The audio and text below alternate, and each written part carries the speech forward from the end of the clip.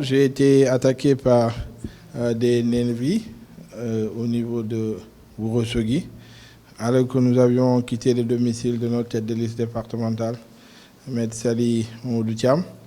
Donc on était dans notre caravane en direction de notre hôtel et donc on a été attaqué par les nervis à hauteur d'un quartier qui s'appelle Mango. Et donc ils ont jeté des pierres sur ma voiture.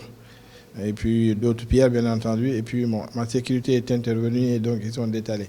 L'un dans l'autre, il y a eu plus de peur que de mal. Mais déjà, l'acte était là, il était posé, était condamnable, déplorable dans une démocratie. Le lendemain, ils ont essayé de récidiver parce que quand il s'est agi de tenir un meeting au niveau du centre des jeunes, ils ont voulu nous interdire la tenue de ce meeting en disant que c'était un lieu public, alors que la coalition Benno Bokk Yakaar avait tenu une rencontre publique dans ce même lieu 3 jours avant. Nul n'était l'intervention des autorités administratives locales, on n'aurait pas pu tenir notre meeting. Donc je considère que c'était déplorable.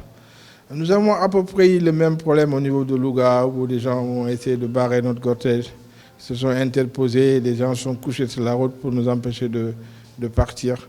Et donc tous ces faits, en tout cas, dénotent un manque de maturité politique, un manque de culture démocratique qu'il faut condamner dans notre pays, parce que dans toute l'étendue du territoire national, les candidats doivent pouvoir se mouvoir librement, s'exprimer librement, c'est ça une démocratie.